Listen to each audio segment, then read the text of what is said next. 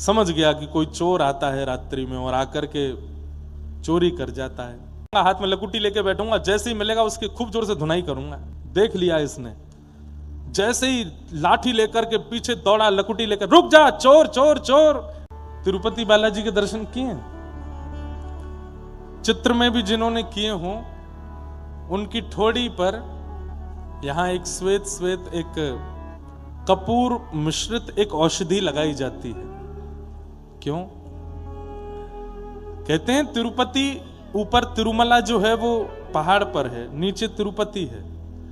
और तिरुपति में एक वैष्णव अपनी गौशाला में गायों का दूध निकाल के नित्य लेके जाते थे। पैदल चढ़ के इतने भारी दूध के उन पात्रों को कंधे पर लाद के ऊपर लेके जाते और श्री वेंकटेश भगवान को दूध का भोग, जो भी सामग्री बनती, या घी भी निकलना हो, छाछ बननी हो, मक्खन निकलना हो, सब उसी दूध से होता था। इतनी संख्या में दूध लेकर के नीचे से जाते। ठाकुर जी ने उनसे एक बार प्रकट होकर के कहा, देखो हमें तुम्हारी गैयाओं का निकला हुआ दूध बहुत प्रिय लगता है, पर तुम इतनी मेहनत करके ऊपर आते हो, ये मुझसे देखा नहीं जाता। तो बोले क्या करूं? बोले तुम मत आया करो, अब मत आया करो, हम अपनी व्यवस्था ऊपर कर लेंगे। हम वेंकटाधिपति हैं, लक्ष्मीपति हैं, कहीं ना कहीं से हमारी व्यवस्था हो जाएगी, आप ऊपर मत आया करो।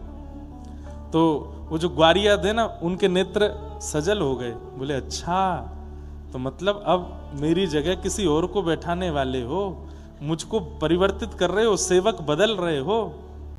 वही बात वो ग्वारिया कहने लगा वेंकटेश भगवान से कि नाथ, आपको मुझसे अच्छा कोई सेवक मिल गया है क्या, जो मेरी से? नहीं नहीं नहीं, ऐसी कोई बात नहीं है, बस तुम अब वयोवृद्ध हो गए हो, इतनी ऊपर चढ़ के आते हो, इसलिए हम कह रहे हैं कि तुम मत आया करो। उस सेवक ने कहा, बोले आप चाहे जितना मना करो, मैं तो आऊंगा। नित्य जाने लगे। ठाकुर जी बोले ऐसे नहीं मानेगो, मुंह को कुछ और करना पड़ेगा। सो रात्रि में ठाकुर जी एक ग्वारिया का रूप बनाते, ऊंची धोती पहन करके, सिर पर स्वाफा बांध के और अपना मुंह ऐसे ढक करके ठाकुर जी ग्वारिया बन के जाते। और जैसे ही वो ग्वारिया जिसकी गौशाला थी वो सो जाता, ठाकुर जी जाते और सब गैयाओं को खड़ा करके थन में मुख लगा करके सबका दूध पियाते। दूसरे दिन उसने सुबह जैसे ही दूध निकाला तो एक गैया का भी दूध नहीं मिला।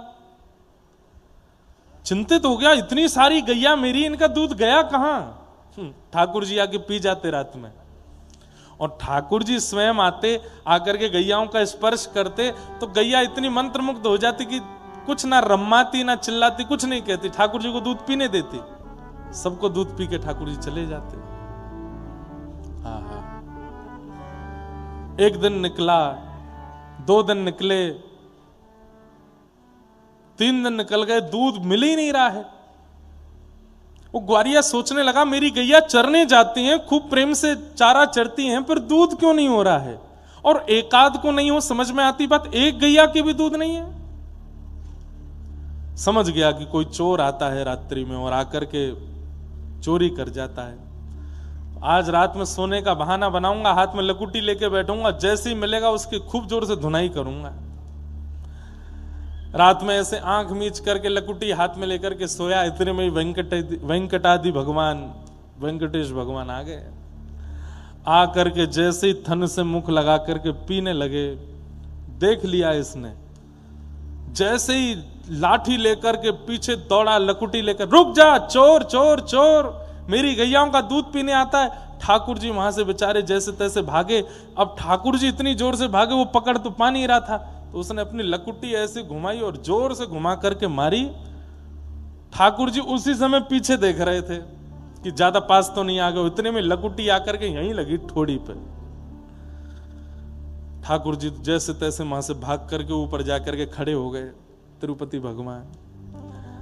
अब आज दूध मिल गया उसको, दूध निकाला, कंधे पर लाद करके ऊपर आया, बाहर से ही बोलता आ रहा है, क्षमा कर देना भगवान, 3 दिन आपको दूध नहीं दे पाया। अरे एक चोर मेरी ग्वारिया गौशाला में घुसे आया था और उसके कारण ये, और आज मैंने उसके अच्छे से, पता नहीं कहीं तो उसके टूटे होंगे हाथ पांव, ऐसी जोर की लकुटी घुमा के मारी थी। अब याद रखेगा, जीवन में कभी दूध पीने नहीं आएगा।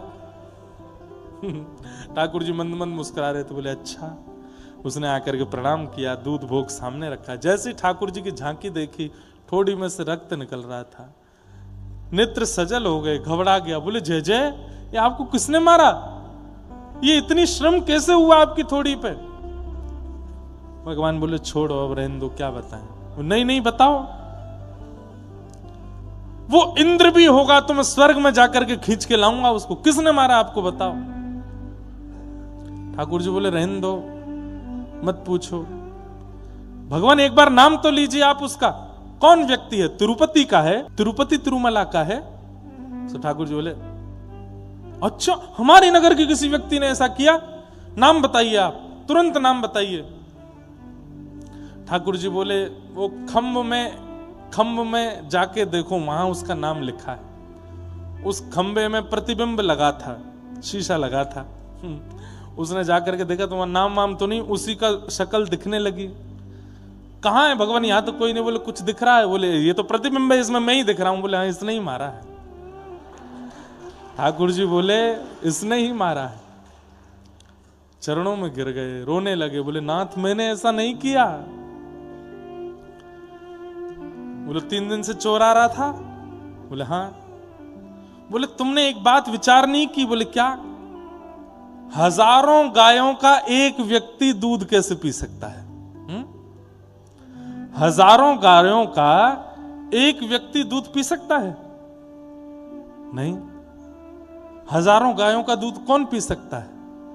केवल परमात्मा पी सकते हैं। तो बोले वो चोर कोई और नहीं, हम ही आए थे। तुम हमारी बात नहीं मान रहे थे, रोज ऊपर लेकर के दूध चले आते हो तिरुपति में। अब तुम नहीं माने तो हमने सोचा कि ऐसा क्या करें कि तुमको आना ना पड़े, हम ही नीचे आके गैयाओं का दूध पी जाते थे। पर आज तुमने ऐसी सेवा करी हमारी, है इतनी जोर से लकुट्टी मारी। चरणों में गिर गए। तुरंत एक औषधि बना करके ठाकुर जी की थोड़ी पर लगाई। प्रभु मेरे प्राण ले लीजिए, मेरे हाथ पैर कटवा दीजिए, मैं अब जीना नहीं चाहता, मैंने अपने नाथ को कष्ट दिया। ठाकुर जी बोले नहीं, अब तुम्हारी याद में जब तक पृथ्वी पर मेरा ये धाम तिरुपति विराजमान है, मैं नित्य इस औषधि को यहां लगाऊंगा ताकि तुम्हारी याद रहे। कुछ मांग लो, मैं तुमसे बहुत प्रसन्न। तब उस भक्त ने क्या मांगा कि नाथ, सेवा करना मेरा अधिकार है, वो अधिकार मुझसे छीनिए मत। नित्य दूध निकालना, पात्र में रखना, चढ़ करके अब लाद के ऊपर लाना, आपको लगता है कि मुझे बहुत श्रम होता है, पर मुझे श्रम नहीं होता है। वो मेरा सौभाग्य है, मेरा अधिकार है। मैं कुछ नहीं जानता, केवल कम से कम एक गुण मेरे पास है, दूध निकाल के आपकी सेवा में लाना, वो मुझसे मत छीनिए नाथ, और मुझे कुछ नहीं चाहिए। ये अधिकार मुझसे मत छीनिए, ये मेरा अधिकार है, मुझे दे दीजिए। ठाकुर जी प्रसन्न हो गए और फिर अंतिम श्वास तक उस भक्त की वो सेवा चलती ही रही। सेवा हमारा अधिकार है।